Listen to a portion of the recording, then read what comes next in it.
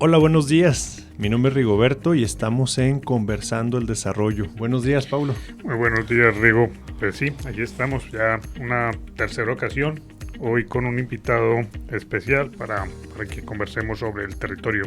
Invitado de lujo. El día de hoy nos acompaña el doctor y catedrático de la Unidad Académica de Economía, el doctor Edel. Doctor, buenos días, Muy bienvenido. buenos días, gracias por la invitación. Gracias. Pues el motivo de esta tercer charla, Paulo, que ya anticipábamos un poquito la sesión anterior, pues es hablar acerca del territorio, que si bien ya adelantábamos algunos elementos cuando la compañera Edna que nos acompañaba, veíamos detalles acerca de cómo se construye, queremos ver cómo desde la perspectiva del desarrollo el territorio resulta ser en un elemento intrínseco clave para poder entender esta propuesta. Efectivamente, el territorio es algo que es como de los primeros elementos que se necesita para entender a qué nos referimos cuando hablamos de desarrollo local. Muchas veces hablamos de desarrollo local y nos vamos a hablar directamente sobre un proceso económico, un desarrollo económico, pero dejamos de lado el territorio como tal. Y estamos hablando de actores y de actores internos, actores externos, factores, empresa privada, infinidad de elementos y nos olvidamos, creo que lo más importante, el territorio, la delimitación del espacio para poder hablar del desarrollo económico como tal. Entonces, pues, esa es la idea. Sí, por ejemplo, en el caso de Nayarit, por ejemplo, para lo del territorio, nosotros entendemos como tal de que el espacio, los costos de transporte o geografía de la acumulación del capital vienen a ser expresiones del nuevo papel que el territorio ha adquirido en la formulación y comprensión de los procesos del desarrollo local. Entonces, por ejemplo, el caso de Nayarit, nuestro caso, es que Nayarit, después de los años, después de la Segunda Guerra Mundial, es cuando surge la corriente cepalina o escuela Ujú. estructuralista dentro de las corrientes económicas existentes. Y es ahí que después de la Segunda Guerra Mundial aparecen todas estas teorías o surgen las teorías sobre el desarrollo económico y particularmente la importancia del territorio. Entonces, por ejemplo, el caso de Nayarit es que a partir de los años 60, Nayarit empieza no a dividir, sino a clasificar las regiones económicas que integran a nuestro estado. Inicialmente fueron la región sierra, la región costa y la región centro. Entonces, por ejemplo, hemos tenido toda una dinámica de la división en regiones de nuestro estado. Hoy en día, para Nayarit, partiendo de las particulares propias de su territorio, que tenemos aproximadamente 27.824 kilómetros cuadrados en territorio, entonces, como nuestro estado tiene sierra, tiene altiplano, tiene costa, ¿sí? Y las particularidades propias de esas regiones tenían que integrarse en los municipios. O sea, los municipios, por ejemplo, de la sierra serían los tres que hoy conocemos. Perdón que lo interrumpa. O sea, esa primera división que se hace regional, esa primera regionalización, es, va más por factores orográficos o es desde el inicio una regionalización por, por la economía que se desarrolla. Yo considero de que se inició, inicialmente fue por factores orográficos, Ujú. ¿sí? Consideramos que debe de haber una reestructuración ya en cuanto a la regionalización de nuestros municipios. ¿Por qué? Porque cuando se divide regionalmente, ¿sí?, se dice, vamos a sacar del atraso a todas esas regiones que se están ubicadas en la sierra.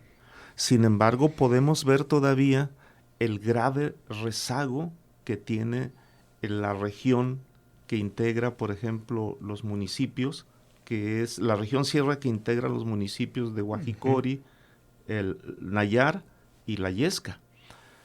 Creo que debe haber una reconsideración, no tan solo en las cuestiones orográficas, sino también que llevan implícito el territorio propio y las potencialidades de esos municipios. Creo que ahí puede ser de que el Estado acuda ya más en apoyo a esas regiones que están sumamente atrasadas hoy en día. Considero que si la última región, que por ejemplo, para el público que nos escucha y para los radioyentes, Nayarit se clasifica en 5 regiones. La región Costa Norte, que es la última, que sería integrada por Tecuala, Santiago y San Blas. La región norte como tal, que sería por Acaponeta, por Rosamorada, Tuxpan y Ruiz.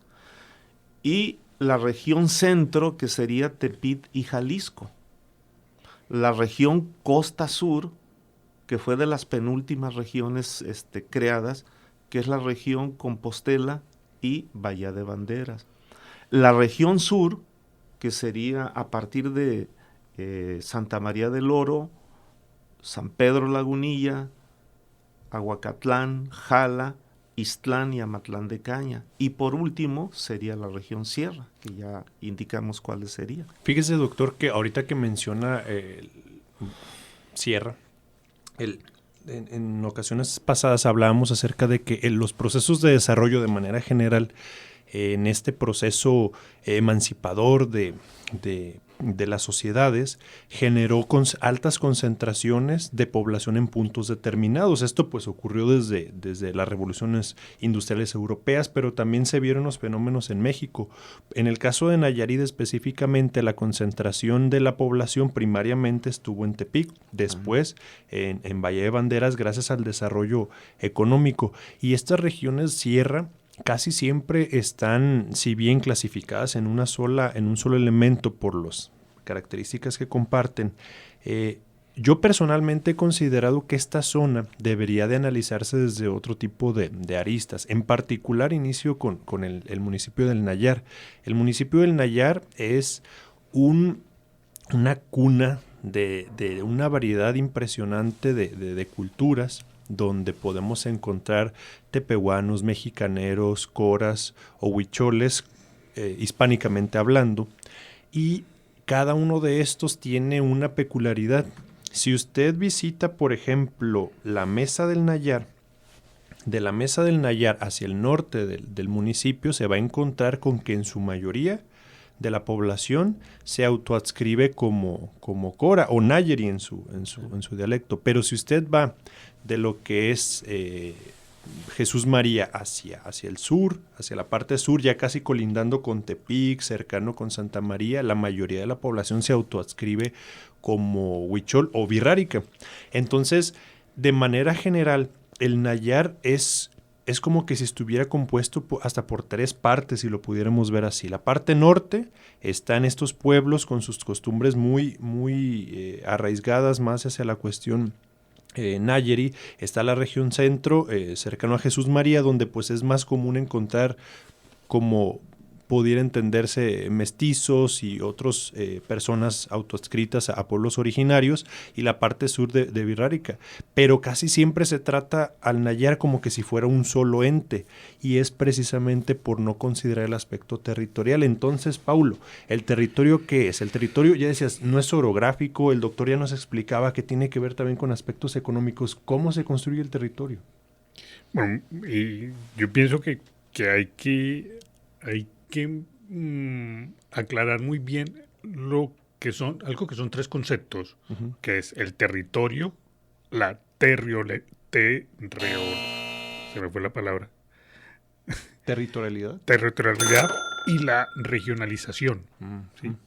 Que el territorio es un espacio con unas características similares en cuanto a orografía,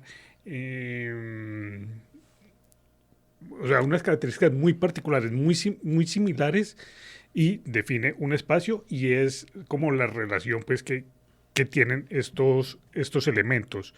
La territorialización es ya la relación que hay entre ese territorio y el ser humano en sus diferentes formas de ver, o sea, desde la economía, la política, en fin, todo esto, esa relación, cómo se relaciona el ser humano con ese territorio, ¿sí?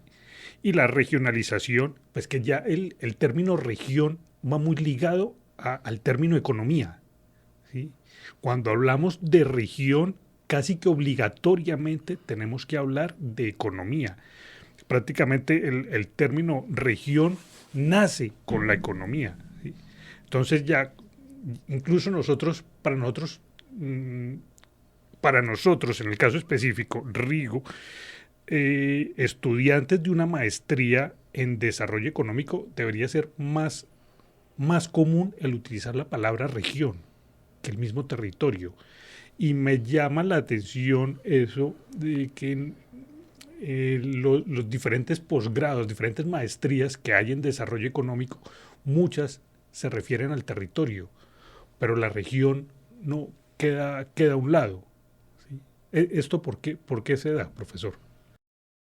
Yo considero que ha habido muchas políticas que no han sido tomando en consideración las potencialidades propias digamos, de estas regiones. Y yo considero que ahí ha sido por parte de los gobernantes que no han tomado mucho en cuenta ese aprovechamiento de los recursos propios de las localidades, ¿no? Por ejemplo, en las construcciones que se hicieron ya a partir del Porfiriato, se hacían esas construcciones únicamente del ferrocarril para llevar el producto. Incluso les quiero decir, por ejemplo, esta carretera, la autopista que se está construyendo, La de Jala. La de Jala, Nuevo Vallarta, Puerto Vallarta. El doctor Ricardo Becerra, yo estaba el viernes platicando con él, le digo, ya se inauguró la segunda etapa de la autopista. Pero me dice, bueno, pero lo más esencial no se ha construido, que es el cuello de botella más fuerte que tenemos, que es Compostela, Las Varas. Uh-huh. O sea, si ya se construyó la segunda y tercera etapa, pero no se ha construido la primera, y para miles de personas que van a los destinos turísticos, esa ruta, esa carretera que se construyó, la número 200 que nos lleva desde Tepida hasta Puerto Vallarta, se hizo por la costa. Uh-huh. Cuando la carretera históricamente era donde está trazado, digamos, donde por ejemplo va la autopista que va hasta el crucero de Punta de Mita. Es precisamente lo que están haciendo ahorita, o sea, la carretera, o sea, la autopista que se quiere hacer, Jala, Puerto Vallarta, esa es la original. Sí, o sea, que eso inicialmente, como la que se hizo desde Tepida hasta Puerto Vallarta, esta se hizo tomando en consideración los pueblos por los cuales iba a pasar la carretera. Mas no se hizo por donde tú deberías tener una conectividad mucho más rápida, que fue la que originalmente se hizo. Porque si ves el mapa, entonces tú vas rodeando por la costa para llegar, porque nuestro mapa, nuestro territorio, pues, Nayarit, el orográfico, ¿sí?, pues está de otra manera. Uh-huh. ¿Sí? Entonces lo que hicimos fue una situación de mejor conectar todas las localidades, y por eso se vino este problema, por ejemplo, de lo de Tepite, lo de Compostela, Las Varas.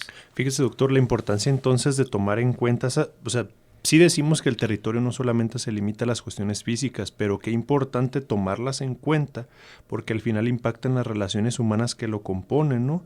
Ahorita estamos viviendo un proceso, la universidad fue testigo de este acercamiento por parte de las autoridades del gobierno del estado de Nayarit para los planes de ordenamiento territorial.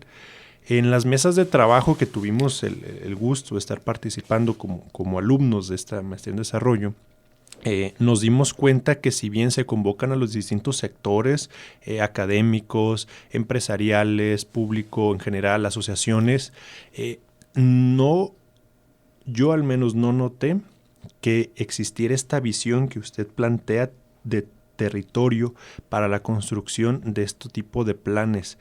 Y creo que ahí es donde precisamente es donde cuando llega la práctica, entonces tenemos que no hay una aplicación. Caso de esta carretera que si bien comenta que es bien sabido por todas y todos que la mayor concentración es en el tramo de Compostela a Las Varas, ¿verdad? Donde inclusive han ocurrido desafortunadamente la mayor cantidad de desastres. Pero entonces el territorio no nada más va a ser llenar un espacio. O sea, ahorita, por ejemplo, estamos en un cubo, no estamos llenando un espacio. El territorio entonces se compone de algo más. Fíjense que no tiene mucho que ver con economía, pero se dice que los físicos mencionan en sus teorías que cuando se creó el universo, se crea el universo y el espacio al mismo tiempo. No podemos concebirle este Big Bang como que si ya existía un tiempo y un espacio, porque este mismo se va generando a través de la expansión del mismo.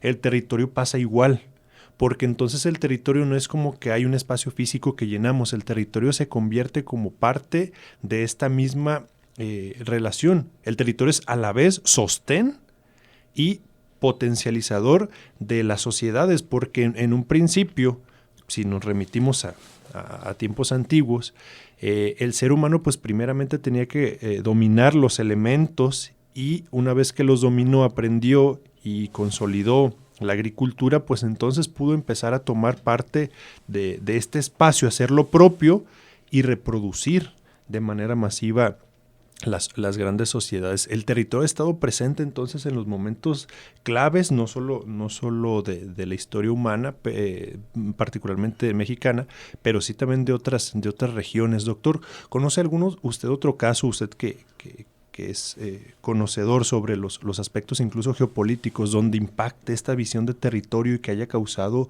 conflictos? Pues mira, lo estamos viendo, por ejemplo, en esto de los territorios entre Tepic, entre Nayarit y Jalisco. Sí. Sí, Jalisco con J. Sí. Pero ahí es un problema que incluso en el último libro que presentó el doctor Ricardo Becerra, ahí trata sobre el problema entre Jalisco y Nayarit, cómo las cuestiones hasta religiosas se interponen o los propios gobiernos especulan con esa situación, ¿no? De que no, pues es que ellos tienen su peregrinar y nosotros llega hasta tal punto, ¿no? Yo considero que sí ha habido estos impactos, y estos impactos los tenemos, por ejemplo, lo que hoy en día está aconteciendo en varias partes del mundo. Hay territorios fronterizos de grandes problemas, como por ejemplo lo hay entre Perú y Chile, entre Bolivia y Chile, entre Argentina y Chile, en su momento lo hubo entre México y Guatemala, pero afortunadamente todo fue mediante el diálogo o con el mismo Belice, ¿no? El mismo problema tenemos, por ejemplo, entre Estados Unidos y México por el río natural que hay ahí. Entonces, que ahí nos trazaban las fronteras, pero va dependiendo por dónde también el río vaya a cruzar. En el caso, por ejemplo, específico de las particularidades, también se vienen los casos, por ejemplo, de lo que estamos viendo hoy en día, el conflicto entre Ucrania y Rusia. ¿Sí? Allí es un territorio específico donde viven o donde convivían tanto rusos como ucranianos, ¿no? Pero hoy en día se ha convertido en un foco de un problema internacional donde las nacionalidades, la religión, los habitantes que viven ahí, pues están incluso ellos inconformes, porque les han impuesto el idioma, les han impuesto una serie del otro país, pues, que se desligó. Y ese es el conflicto que ha causado no tan solo entre Ucrania y Rusia, sino lo vemos con los irlandeses, entre Irlanda del Norte e Irlanda del Sur, lo vemos con los catalanes. También es otro de los grandes problemas que tienen Israel-Palestina. Con Israel-Palestina. Todas esas cuestiones que sí se reflejan de problemas territoriales, ¿no? Y cuando nosotros le damos todo un seguimiento a esos problemas que están existiendo, ¿no? Por ejemplo, hoy en día que tienen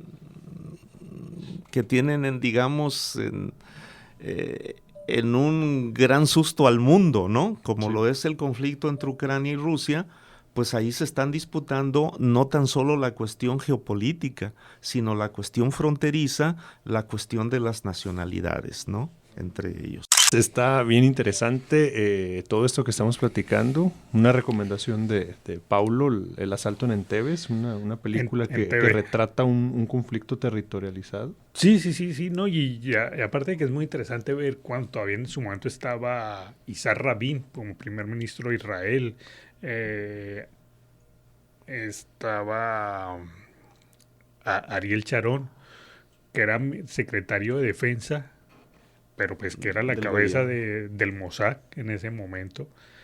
Y es muy interesante la película, hay que verla, como documento histórico es muy, muy interesante, muy bonita. Fíjate que ahorita que mencionas Uganda, pues no puedo evitar no mencionar el conflicto que está ocurriendo precisamente en los países africanos, principalmente en la parte central, debido a una cuestión geopolítica que no tomó en cuenta el territorio. Y esto fue la partición de África después de que las potencias europeas pues llevaran a cabo una serie de acciones para pues que ya tuvieran cierto nivel de autonomía y trazaron divisiones político-administrativas que en ningún momento tomaron en cuenta las especificidades del territorio, las culturas, los choques que habían en esto. Y por estas razones que considero que actualmente hay tanto conflicto. Un poquito de tiempo atrás, recordemos que principalmente los países de Inglaterra y Francia eran los que mayormente disputaban los dominios en África, ¿verdad? Tengo entendido que Francia iba de oriente a occidente y Inglaterra tenía interés de ir de Ciudad del Cabo a Ciudad del Cairo, aunque ahí hubo en la parte central como una cuestión que Francia no le permitió. También hubo portugueses, hubo holandeses, hubo de Bélgica inclusive. Más tarde se ingresaron otros países, pero ¿qué pasó después de que ya este tipo de colonias que por mucho tiempo les sirvieron como un espacio para expandir y consolidar sus economías? Recordemos que el colonialismo no es otra cosa más que consolidar tu sistema económico. ¿Qué pasaba en México? Hay algo bien curioso. Dicen, es que ¿por qué en México, a diferencia de Chile o Argentina, no hay una cultura vinícola tan marcada como en otras partes? Dicen los que saben que resulta que la corona española era tan celosa de la cuestión vinícola que no les permitían, aunque sí hubo partes que sí cultivaban, pero no se les permitía que se produjera el vino, sino que todo tenía que venir de España. Entonces, por esas razones de que en el caso mexicano no tenemos esta tradición tan marcada como en otras partes. Es decir, podemos mencionar ejemplos, África, el México precolonial, que no tomó en cuenta estas condiciones culturales donde solamente trazamos líneas que se ven muy bonitas o a veces con cuestiones de ríos, pero no tomamos en cuenta estos conflictos. Doctor, usted ya mencionaba el caso de Nayarit y Jalisco.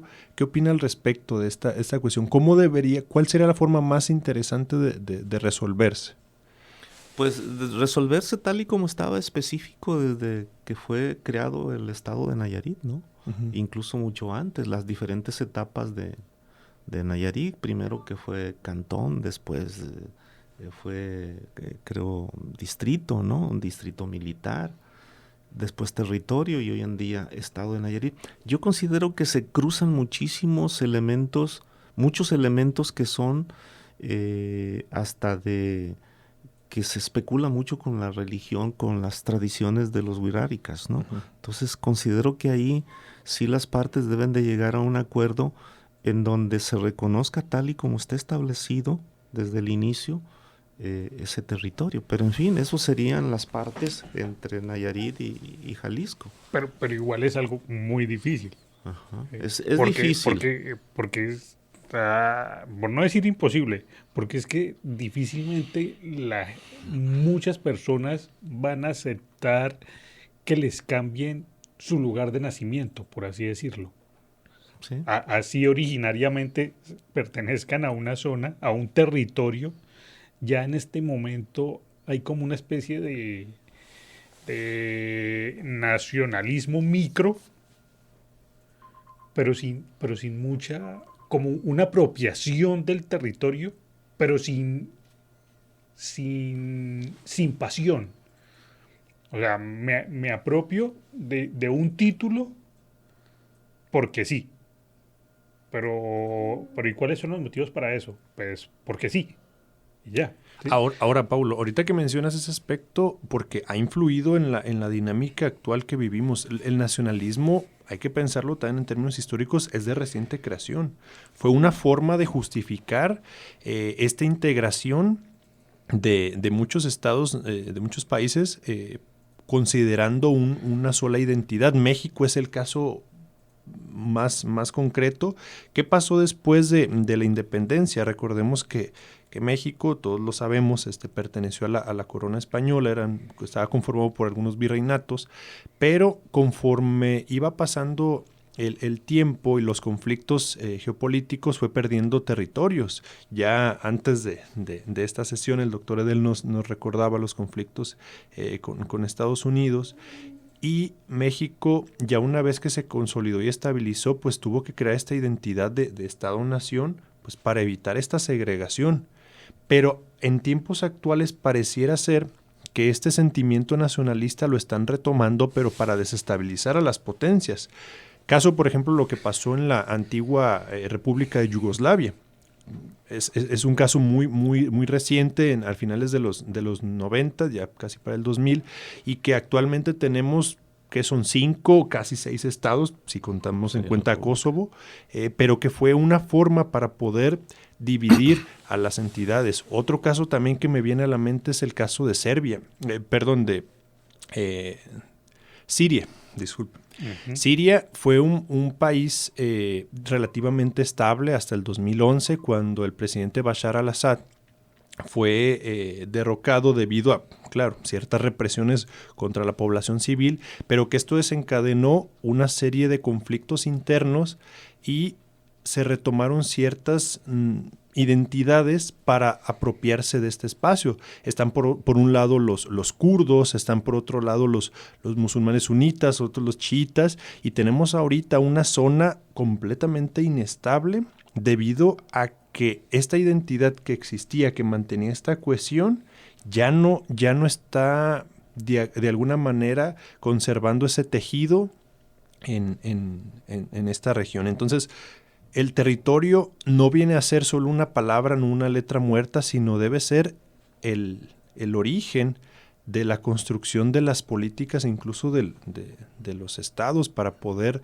verificar el desarrollo. ¿Qué opina al respecto? Sí, yo considero que ahí, fíjate que lo dio muy claramente Lenin en 1916 en su obra El imperialismo, fase superior del capitalismo, y dio 5 rasgos fundamentales: la concentración del capital y de la producción en las grandes potencias. La otra fue la fusión del capital industrial y el capital bancario para crear el capital financiero. La tercera fue la exportación del capital, no tan solo de las mercancías, sino del capital. La cuarta es la división territorial del mundo, la división. Y la quinta es la unificación o la unión de todos los capitalistas del mundo. Entonces, prácticamente todo eso es vigente hasta la fecha, porque se da en otras condiciones, bajo otros rasgos, pero son los mismos, la alta concentración o lo que le llamamos la globalización, ¿no? En el caso, por ejemplo, de los territorios como espacios, son las grandes potencias las que han venido a dividir, como lo dijo correctamente nuestro compañero, ¿no? O sea, creo que, por ejemplo, si es en la India, es Cachemira cuando se divide, por ejemplo, la India, su independencia, y lo que es Pakistán. Sí. Entonces, el conflicto todavía hoy en día es entre Pakistán y la India por Cachemira. O, por ejemplo, China con Taiwán. Caso ejemplar. Y es otro de los conflictos latentes, ¿no? El de China y Taiwán. O en el caso de China y el Tíbet. Sí. Y así sucesivamente nos vamos yendo en las condiciones, en los territorios, cómo estas grandes potencias se dividieron el mundo. Pero llama la atención, Europa, gran parte de Europa está conformado por potencias. Inglaterra, Francia, Alemania, como tres de las principales. Pero Europa busca unirse, todo el territorio, a pesar de que las diferencias son grandes, ¿sí? Solamente desde el punto de vista del lenguaje ya hay una marcada diferencia, pero buscan unirse para que sea una región económica fuerte, ¿sí? Para poder consolidar un euro como moneda mundial. Y me llama la atención el caso de América Latina, que América Latina busca que países que tienen una similitud en lengua y no piensan para nada en unirse. O sea, hay tratados comerciales en América Latina. Por ejemplo, está México, Colombia, Perú. Y todo lo que queda en medio de esos países, ¿dónde está? No se toman en cuenta. Ya sea porque están poco desarrollados, en fin, pero no se busca una unión que le dé fuerza a todo el territorio. Y tomando el caso de lo que en Colombia fue en su momento la Gran Colombia. Era Venezuela, Colombia, Panamá. Perú, Ecuador. Y eso nunca va a volver a pasar.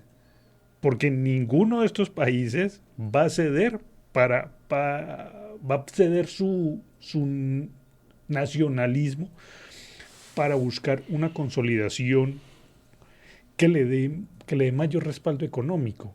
Entonces, me llama mucho la atención eso, o sea, ¿por qué unos territorios siguen peleando porque quieren reincorporar pequeñas naciones a sus ya extensos territorios?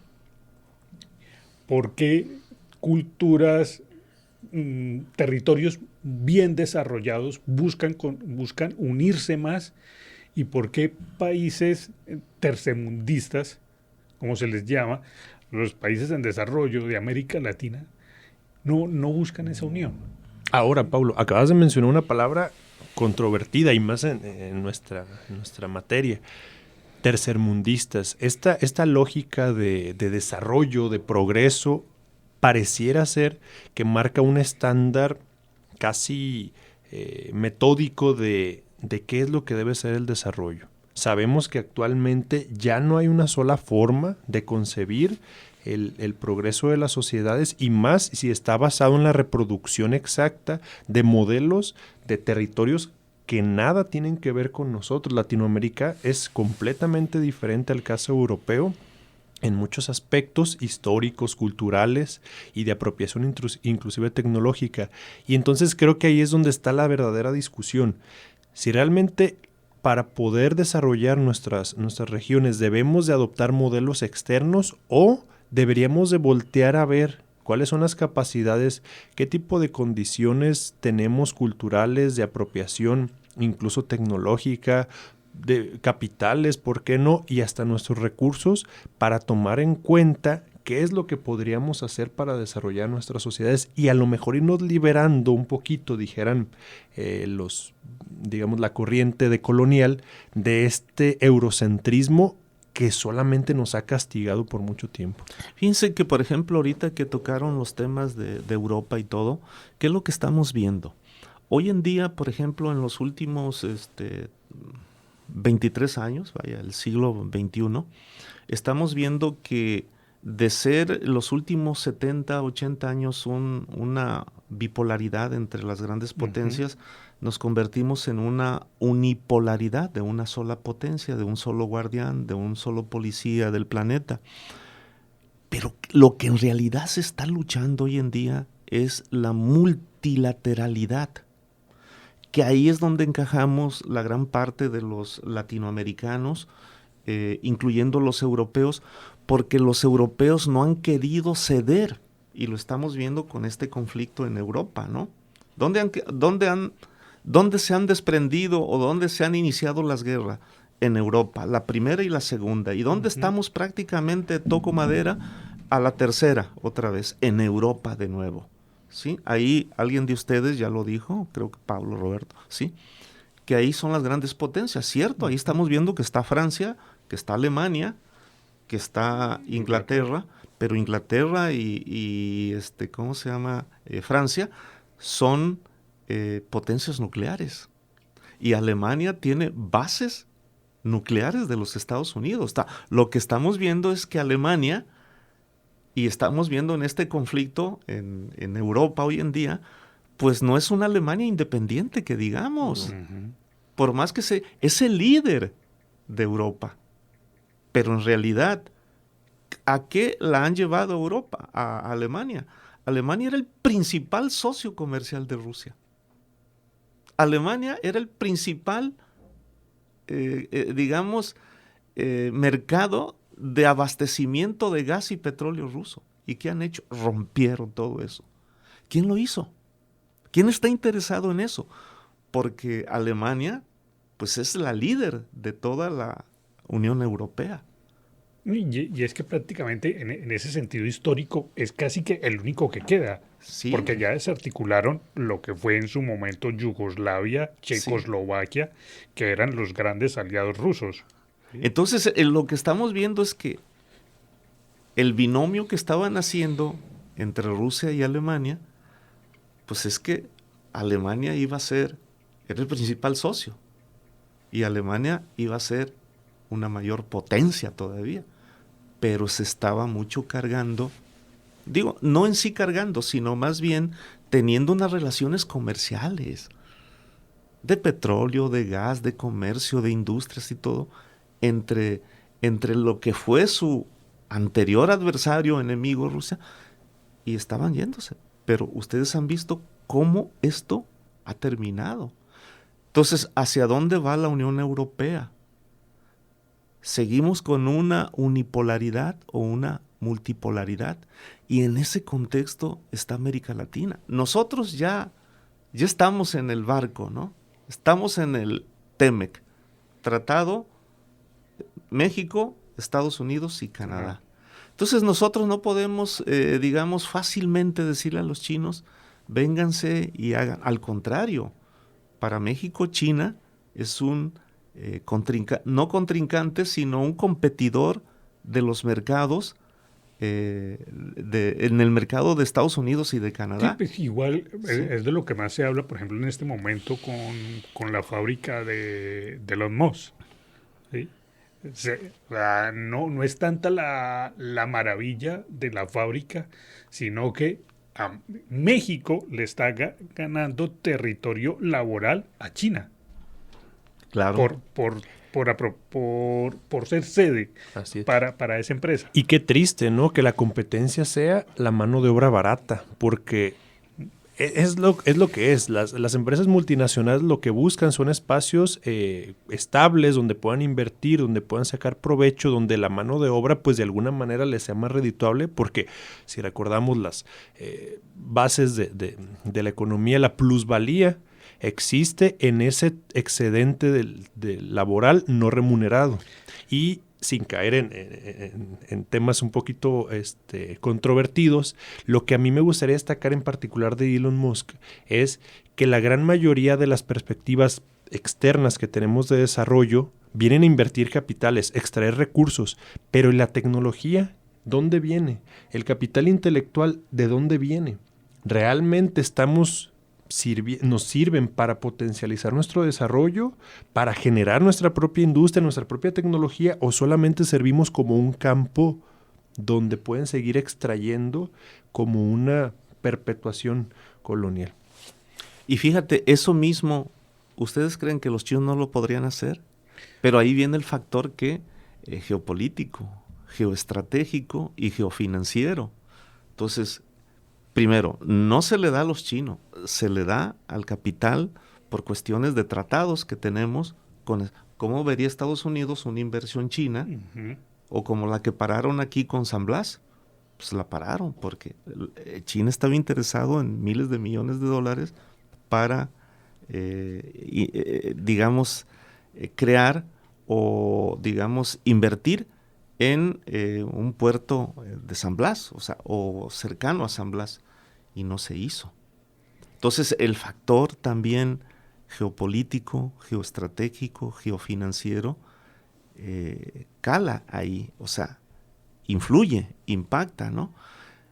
Ahora, si vemos, por ejemplo, ¿es correcta la ubicación, por ejemplo, de esta empresa de Tesla en Monterrey? Se va a necesitar de agua, ¿no? Bastante. Había la iniciativa de que las embotelladoras de bebidas, por ejemplo, como la cerveza y eso, se fueran al sur, que está llena de Agua. aparte de gas, está llena de agua. Sin embargo, sus ubicaciones se darán en territorios donde el agua escasea. Es cada vez más escaso. Y cada vez, entonces, ¿cómo ver esas oportunidades? O, por ejemplo, ¿cómo se ubica en Monterrey? Y la propuesta, bueno, que vayan al sur, y sin embargo no. O sea, ¿qué factores ahí influyeron? Así es. ¿Y cómo es la población en el sur? Ya nada más para ir terminando, porque pues desafortunadamente el tiempo es muy corto. En esta parte del sur, qué interesante que lo mencione, porque ahí existe la población tiene características que no permiten tan fácilmente la extracción de recursos. Ya se vio con otras empresas refresqueras importantes donde la población está en contra de que se estén extrayendo estos recursos porque están viviendo las consecuencias. Pero contrariamente, ¿cómo es la población en el norte, sin afán de comparar, que sí ven con buenos ojos la llegada de esas empresas? ¿Cómo es entonces la población de un territorio en comparación con otra y cómo impacta esto en la visión del desarrollo? Igual, para concluir, yo creo que hay que... Algo que se debe tener muy en cuenta y que se debe mirar así con ojo de lupa, como se dice, es que hay que tener en cuenta que gran parte de la economía china se consolidó en los últimos años gracias a la mano de obra barata. Lo mismo sucedió con India, ¿sí? En este momento está la lucha de México peleándose ese puesto. Puede servir, ¿no? Puede ser algo que le sirva mucho a México, teniendo en cuenta lo que ha pasado con China y la India, ¿sí? Que son potencias económicas. Y lo otro que es, para concluir, ¿no? Otro que es el contraste entre el norte y el sur, que es lo que has tú mencionado, Roberto, ¿sí? Un norte desarrollado, en este caso los estados fronterizos, ¿sí? Los que están hacia el norte en México y los estados del sur. Pero si vemos los niveles socioeconómicos, educativos, organizativos, de educación, ¿dónde hay un mayor analfabetismo o gran pobreza? En el sur que en el norte. Entonces, allá por la misma cercanía con la primera potencia mundial, ¿sí? Se dan todos estos factores condicionantes, ¿no? De que la población acepta, sí, por el propio modelo, que no es el mismo, el tradicional, que está en el sur. Entonces, vayamos pues a combatir las causas principales que en esos territorios o que donde están esas poblaciones que vienen a ser las propias condiciones y los años de marginación a que los llevaron. Que no los puedes en escasos 5, 6 ni 10 años llevarlos al mismo nivel que los del norte. Okay. Creo que ahí en esos contrastes está parte de esta problemática en donde está el territorio, los elementos que integran al Estado, que es territorio, población y gobierno, ¿no? Muy bien, vamos a seguir conversando de este tipo de temas, doctor. Un gustazo, el tiempo desafortunadamente ya nos aquí vuela el tiempo. Cuando uno la pasa bien, vuela el tiempo. No, y lo importante son sus comentarios, ¿no? Los no. comentarios de ustedes, sus observaciones, su análisis. Yo los felicito, en realidad, muy acertados, ¿no? De parte tuya, Paulo, y de parte de... Muchas gracias, profesor. Muchas gracias a usted por aceptar la invitación. Y pues igual, esperemos que esto pueda seguirse dando. Y si no es aquí, pues en otro sitio con un café o hasta de pronto una cerveza o un tequila, siendo el caso, ¿no? Claro. Doctor Edel, catedrático de la Universidad Autónoma de Nayarit en el área de Economía y de la Maestría en Desarrollo Económico Local. Muchísimas gracias. Paulo, muchas gracias. Muchas gracias, Rigo. Igual, gracias nuevamente a Antonio, Máster de Sonido, y gracias a la universidad, a la UAM y al espacio que nos brindan aquí en la Radio UAM. Muchas gracias. Hasta luego. Hasta luego. Gracias, hasta luego.